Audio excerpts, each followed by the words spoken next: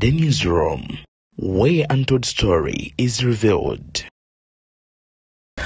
Beyond the Newsroom njagala okubeera nga mbabuuzaako nobalamusako mwenaje musinzira abalungi abagira bansi n'okubanga mutugoberera ku mukutu ogwa Beyond the Newsroom yensedde ni abatuusaako ensonga ez'enjawulo ezo ne ziba zigenda maaso n'okubanga zitambula mu ggwanga lyattu Uganda byabufuzi byabulamu byanfuna byonna nga bwe biba bigenda maaso n'okubeera nga bitambula agabeera gakagwawo kwoteeka ne interviews ensukulumu zetugenda maaso n'okubanga tukutuusaako ku mukutu guno omubaka amanyikiddwa nga Lutamaguzi Ebuvanjuba nebugwanjuba ewaka wasigalawo ewasinga. Beyond the Newsroom gwe mukutu ogukuleetera ekyo ekisinga katiranga naffe ng'oyita ku noti 771 44 53 ne noti 744 26 45 na bino bikulu tetulanga bafere tetulanga basawo ba kinnansi n'abagwa mu koowa eryo mwebale kutuwagira. Thank you. Semakula kyakoze yadda mukungu ate era ono ye ekikwata ku Bobi Wine yalayidde nti lwakiriya kutukirawo naye nga takkiriza muntu gena maaso nakubanga ate atiyobola His Excellency Robert Kyagulanyi Center mu Bobi Wine ebya siringi miliyoni ate ekikumi kigenze maaso n'okubeera nga kitabula ababaka. Njagala tutandikire awo wennyini gw'omulungi agenda maaso n'okubanga otugoberera nkusaba n'obwombefu bw'ekika ekyawagulu video soko jimpere like bw'ogiba like ojabo nkoze bulungi nnyo hatera mu ngeri yemu yakasookola ba video zaffe njagala okukusaba ogende maaso n'okubeera nga ate you subscribing nga newankubadde akabanga kabadde keetolodde nga tetuli ffenna naye nga embeera y'obulamu bweba mwana tu ate mbadde mugonvugonvu muko naye nga nkomyewo nate okubeera nga mbaweereza n'obwesimbu kwoteeka ate munnanga obuvumu obw'ekika ekyawaggulu ennyo nnyini ddala. Njagala tusooka tuwulirize video y'omukyalo ono tulyoke tweyongereyo omubaka Honorable Lutamaguzi Semakula wabula kansoke mukuwe owulire ayombera sente ntono yafunye miliyoni 5 ne yafunye miliyoni 10 baba Reverend njagala kogera nga kamera zindi mu maaso meeting muzeeji asalawo kuwa babaka miliyoni 10 na jirimu nenga siri member wa parliament akomukala wa mutya gasirichi lwachi baba wa miliyoni 10 kanche bagulira kwa yabagati yabawa yabalaga nabawadde tuli mu season ya budget saako ne yaba babaka babadde nga babamba ogitutemera Uganda naye nga amalusu gakola kinte kandi binagamba musoke mu bawe baterere ebizibu baloke bakolere Uganda season ya budget baba buli mubaka aitibwa anti mubaka n'abawa ne Mbale City buli omwali ku miliyoni mmeka 10 muzeite ya sosola baganyi ku lwawe neri abagana ku kamera ate batazizza kyonjagadde nakyo kye bagana lwaki yakikola kwa parliament esosola buli omwatula katiko ka budget akolera Uganda yonna. So president yagamba nti bano baana bange mbaganye batemateme financial yeno sibakema teyakola ki teyagala kola ki because bagamba tulina budget nze bana enkola mu planning authority bagamba Lydia ina emirimu mingi busobozi deba nakwanga tokusobola tojja gukola muzeeyi ateeka mu planning authority okulaba nti NRM manifesto eri aligned ku national plan eri aligned ku budget emameke embala basobola okikola ekyo omukyalo ono amanyikiddwa nga Lydia annyonnyola nti yaliwo kakiiko akanga President Museveni agenda maaso n'okubeera nga agabira ababaka ensimbi era ng'ensimbi zino miliyoni 10 zaali zaabwe kwekubako nfuufu ku bizibu ebigenda maaso n'okubaluma baleme kgenda maaso okubeerako nsimbi ze basonseka mu mbalirira ya ggwanga ey'omwaka 2025-2026 kino nno kize mu kaseera nga twetegekera kalulu naffe kye twebuuza nti lwaki omukulembeze w'eggwanga omulungi ennyo Yoweri Kaguta Museveni Tibuhaburwa teyagenda maaso n'okuwaayo ssente zino n'azibawaako emabega ku myaka gyonna gye tumaze era lwaki wanaine bwe bazibaweerayo nga waliwoko n'amateeka agali mu kkubo nga ganaine agogenda maaso n'okubeera nga baguwaayo kooti y'amagye okubeera nga ewozesa abantu ba bulijjo n'ebintu ebirala ebyefaananyirizaako bwe biti ffenna abamu bwe bagambira nti ako nno kaali kasiimo oba oliawo akaali kagenda maaso n'okubeera nga kaweebwa ababaka. Ye Lutamaguzi Semakula alayira n'agamba nti ezo ensimbi za kibi nnyo sinza nazikwatako era ne yazikwatako nedda soko mpe ku bukadde 10 mwafunye ababaka ba parliament nakikunyonyoddeko wankubiranga nga siriiwo tonnaba kunnyonnyola nakikunyonyoddeko kyemanyi mwafuna obukadde 10 nalabye member wa SEC ya NRM omukyala Lydia Wanyoto yakakasiza nti ababaka baafuna basaba president obukadde 10 n'abawa ate bonna nabaliwo abaagaana ku lwabwe kakati anti nze nkugambye nalabye omukulu Faruk Kirunda munnamali wa president nenga nti baafuna kakati abo sibaganira badde nsaba sibaganira abo nabo ababaka ba parliament olunaku olwaleero tubeere bamazima again kabwenkwe nti nkumanyi ng'omusajja ali honest tuleke kwogera ebigambo bingi kwata mu nsawo ku 10 otwokyeyo tuve wano anti kyenkugambye wampukubira essimu nakugamba ndi luddawa ebbanga lyobadde onkubira nali luddawa adde manya okwata mu nsawo anti kakati okukwata mu nsawo nze 10 saakifuna ekyokubye 10 saakifuna kuba nkimanyi nti mwe siteeti ebakozesa nti muteekeewo zino mupaze mu diversion kugambye nze 10 saakifuna n'ekyokubiri abo bennyini abaazifuna booba okyaza ekyokusatu parliament erina pyala waayo si bwe kiri muleete wano mugambe nze ndi mubaka nze kati wadde anti wuliriza it was meant naye nze nkugambye saakola ki Are you not a member of parliament? Anti wuliriza kubanga gwe nkimanyi waliwo ekikyo kyoyagala agendayo gy'ovuga naye nkugambye nti nze saakola ki nga tukyo ng'oli munyika Honorable Lutabaguzi Sebakola ageze baso n'okubeera nga tirada bukongo megowa mugamba Honorable Twoche naye Lutabaguzi ono alabika mulamu obwa bulijjo muzibu okujjako akasente namukubirako ko by the way nga busaba interview nga tujja kola geragezaako okuddamu omunoonyako oba oliawo ampaakadde tunyumyemuko ku beyond the newsroom naye ebigambo bya Honorable Lutabaguzi Sebakola mubiwulidde naye njagala kaakati tutandikire wano ku nsonga semasonga n'ekinyusi kya program ku bigambo bya Lutabaguzi. Tetuganye ne baba kuwadde kipajero sobolo gaye pajero giteekaawo in fact abamu mwali badde mujoganako ne bagireeta ne mugambe yebeere waawo abakkiriza bajja kutuwa kuba tuwaayo musobolo okuba obulungi ne bwe tulaba omukulu ono ng'aleeta amapajero abamu n'abakompromisinga abamu ne muvaayo nga mulagira ddala nti mwafuuka beejenti be mu masinzizo abalala mubeereeyo ne mujjamu abaavu ssente mbusimanyi biweebwayo. I've never seen a country nga 24/7 mubeera mu kusaba nga ne mukama waffe Yesu bwe yali waali wabeerangawo ebiseera eby'okkola ne Pawulo n'agamba nti nange enkola gino emirimu gyange gye mukolamu abasoma Bayibuli nsobole obutafuuka badeni gye muli naye okusobola okubeezaawo omulimu gwa mukama waffe Yesu Kristo. Naye bano be tulaba basiba mu makyaki abo ne babasaba kino ne bawaayo ebyapa ne babaguza ebyamagero ne babakola ki ebyo byonna tulina gye bayita Uganda Joint Christian Council ogimanyi eyo tugikiririzaamu nnyo era tusaba abakulembeze baayo bongere okugenda maaso n'enjiri eyo temwogeranga ku butali bwenkanya mu nnaku nkulu zokka kibeeredde era essamoni zammwe mu makyaki musabe ne mukulonda kuno kwe tugendamu obwenkanya twasaba constitutional reforms omusajja aganyo ziteekawo constitutional reforms bali eri babateekawo biboozi state eteekawo byagenda byayo n'ebisponsoringa ku different media namwe ne mubigoberera mu bigambo bino byonna omubaka Lutabaguzi Sebakola byagenda maaso n'okubanga ayogera oba oli omulimu point nalabako e Kenya Luto yagenda maaso n'okubeera nga atwalira Ssaabasumba akasente agende maaso n'okubeera nga awa abakristu abakulembera abagoberezi ne bazimugobya era ekyaki yamugobya ensimbi ezo miliyoni zaali 22 zeyagenze maaso ne bagamba president akasimbi ako tetukaagala wabula ate ffe kanisa n'abantu endiga ze tugenda mu maaso n'okubeera nga tusumba tuli ow'emyoyo zikola emirimu egyo ate era ne layini ey'ekkanisa esobola okutusasula naffe tulina emirimu egyaffe gye tukola n'olw'okuba nti tuli mu ggwanga nga bonna ababuulizi b'ekigambo bali compromised kyova olaba emabegakawo tubadde n'essaga ya mubajje ne bagenda mu maaso n'okumwogerera ebigambo bingi nga bamugamba nti okuva mu 2000 ye Supreme Mufti mpaka nakati nenge ensonga emwogezaako ebyo byonna lwakuba nti waliwo dati token yeva eri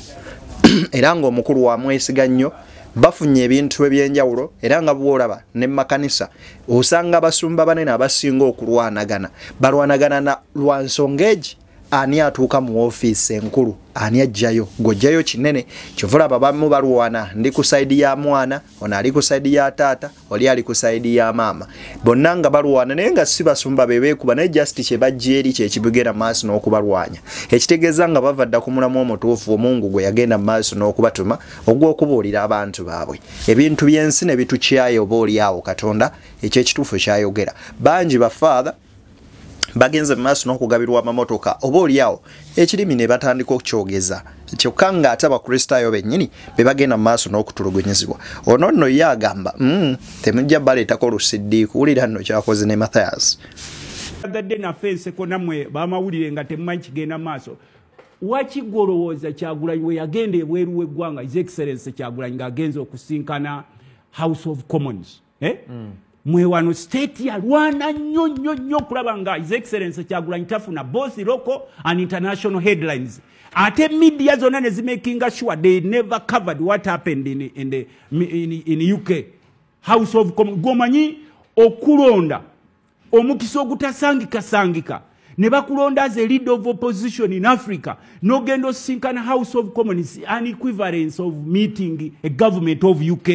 n'agenda ne secretary general n'agenda ne leader of opposition mwe mwadda ku bino kimanyi wowe mutabani wa Nyanzi yatudde ne Museveni ekololo manye emakerere wowe milioni 10 wowe ensero tetugitegeera Museveni made it sure nti temukavalinga ene visitation ya Kyagulanyi ngali UK by the way lwaki emikutu gyonna tegyalina ku headline ya Kyagulanyi ate nga meeting gye yalimu ye yali ennyo crucial ezimu ku ezo ezivaako ebintu nga sanctions zetugenda mu maaso n'okubanga oba oliawo tulaba Lotamaguze has a point to review era weebuuze lwaki era oyinza n'okwebuuza essaawa eno lwaki wamma omukulu we yatuulira ne mutabani wa Nyanzi ne batukuba akavulu liriza ebigambo bino kyebayita people power. Have you ever tested what they call people power? You ask Museveni or kati obote yafaye agitestinga keruwero. You ask Museveni because he himself he knows what they call people power. Kati obudde buno buli omwamugamba your time is up. They are panicking. Ero jja kwekanga nawe munamawulire bakuyodde nti basuubira ono when you pee.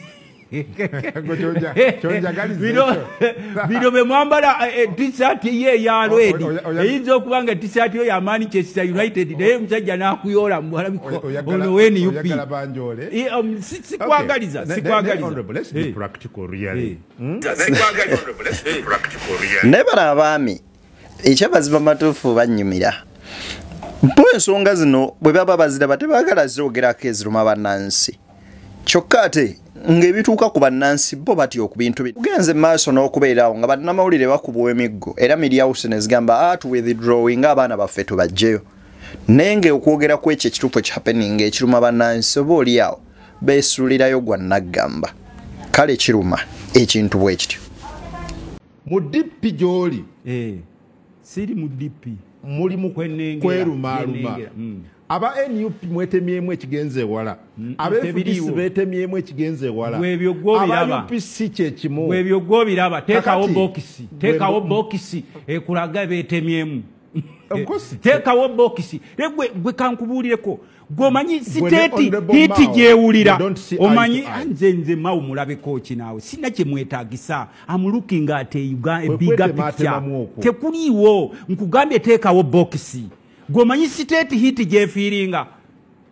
okubanga ne mwami Museveni bw'aba ayita mu kibuga ekkuba ligala essaawa 3 nga n'omulwadde tebakkiriza kuyitawo omanyi siteti hiti gyefiiringa golowooza bwe batuula mu esi ebbugumu teribatta mu mitima gyabwe nkugambe oba oyagala okumanya nti state hiti egifiiringa Museveni ne bw'aba ayita mu kibuga bakigala essaawa 3 kakati mu budde buno you yourself golowooza nti kyenkugamba what had you wanted us to do kyemutaakola mu 21 kyemutaakola mu 26 kyemutaakola mu 2011 kyemutaakola 2016 kyemutaakola 21 kati bw'oba osamba omupiira gwali wennyini wajja wano otusuubiza empewo and the good thing you're here nali naawe noga kunkuno kiwedde Okusinzira ku Colonel Robert Lutamaguzi Semakula tutegeeza mbu Kyagulanyi Ssentamu Bobi Wine His Excellency the Ghetto Gladiator Bobi Wine ye Joshua w'omulembe guno yagenda okubeera nga oba oliyawo anunula eggwanga ly'etu Uganda. Wuliriza ebigambo bya Kyagulanyi. Emunyenye yakira magere.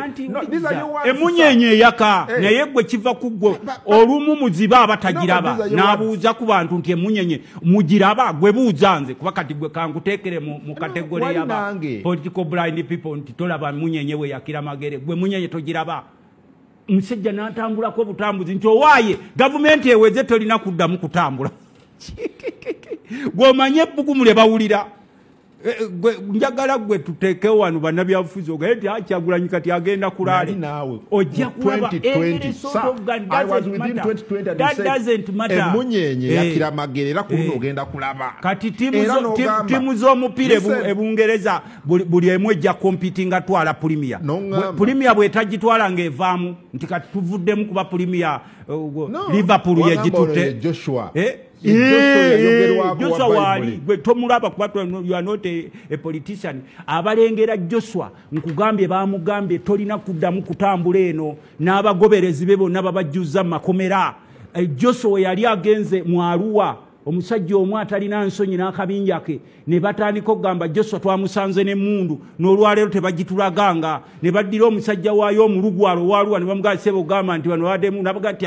olwaleero takyalengera ku njuba yafa ngeri ye. Kakati gwe nkugambye gwe nga munnamawulire oli waddembe nnyo obutamulaba neffe tulengera tukugamba nti owayi Joshua ng'ekintu akikutte mu ngeri gye tugyetaagamu okirengera. Gwali olabyeko omusirikale atya owakakofiira akamyufu naye nga civilian ne basanga abavubuka nga beekozeemu omulimu gwabwe bali ku parade twawawawo bano basirikale abawedde emirimu omwogezi w'amagye nayogera bino ate abo akisinga okutusanyusa bonna aboogerera ebitongole byabwe bonna bava ku kyalo kimu byonna ebitongole byabwe bya gavumenti era bwe baleeta ebigambo byabwe omulaba ndowooza Joshua tomulaba tomulaba Joshua tomulaba entambula yanti kati gwe kyenkugambye nti waliwo bamuzibe bakwata ku njovu bw'omu yagamba mbu eringa musota mulala agamba mbu enjovu eringa kikoola kati oli waddembe gwe ngambye oyo Joshua oba obadde tomulaba obalaba abantu atambuleko wano olabe obuzibu obuliwo atambuleko wano Bannayuganda ebigambo binene biwanvu naye kambagatire video zino wonna mugere maaso n'okulaba interview eno yabaddemu ebisesa bingi n'ebigambo by'omubaka Lutamaguzi Semakula. Yajja ku wano amasannyalaze tewagalaba nga Yoshua azeeko wano amasannyalaze wagalaba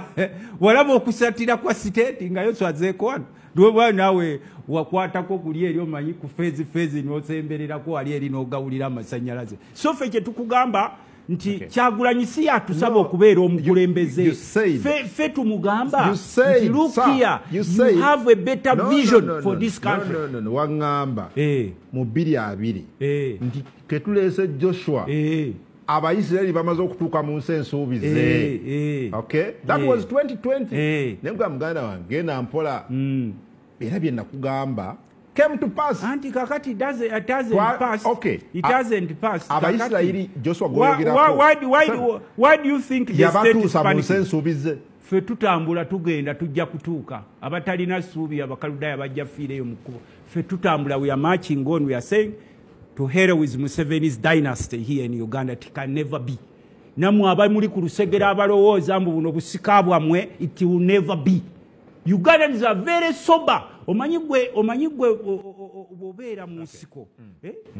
N'abeera mu kibuga mulina engeri yammwe gye mulengeramu ebintu. Omuntu w'omu nsiko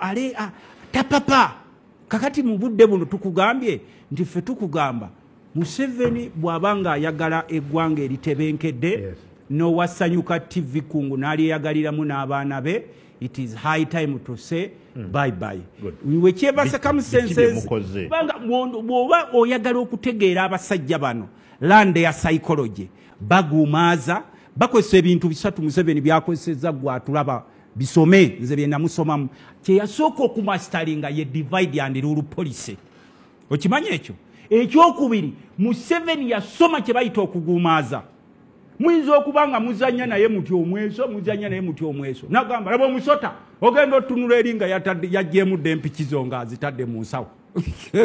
okujja amaaso ku musota kakati ekyokusatu ye kyeyakugukiramu ddala naddala ku saidi mwe yammwe ey'opposition agezaako nnyo okulaba nti ye mwennyini ya facilitatinga opposition side ye era bw'aba abayitawo nga mulwana abawa gye bayita rope of self destruction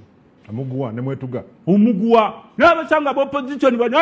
ogenda okudda ng'omugwa gwe mwetugisizza guliko donated by Yoweri Kaguta Museveni. And that has been playing those games mu Luweero nga temumutegeera mu Luweero tugenza okuzuula nti Obote twanenyanga weerere ng'ekisitule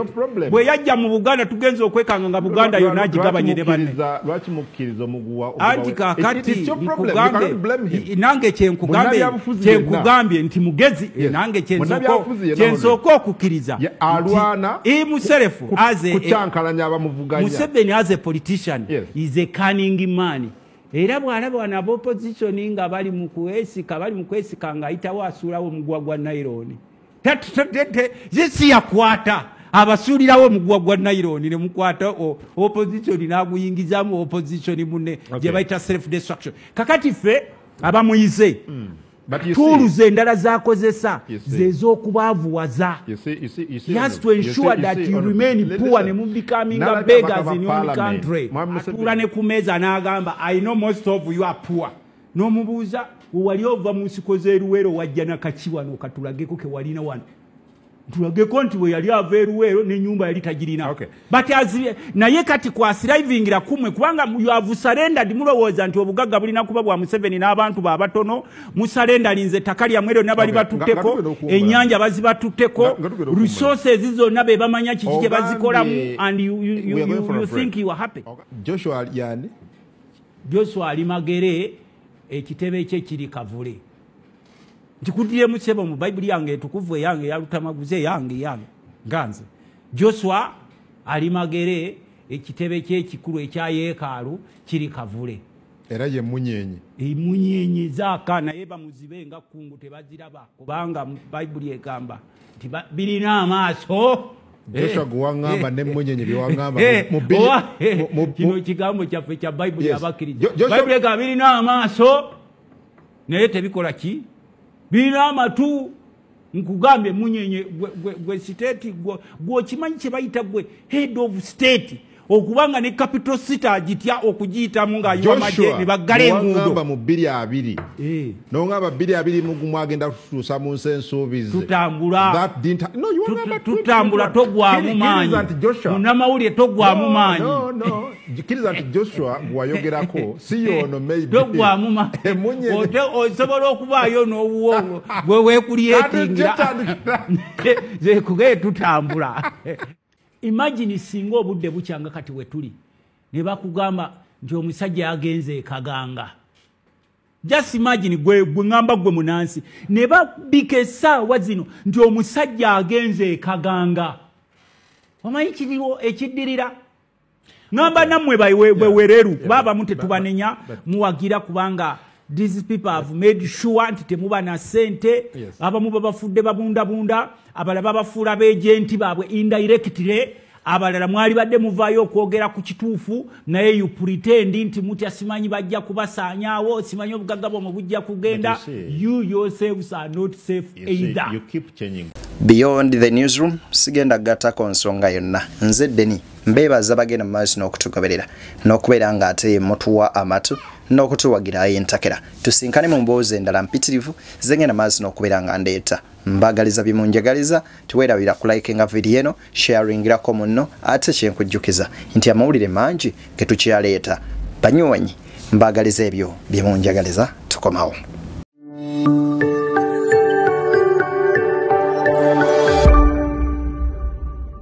Beyond the newsroom, where untold story is revealed.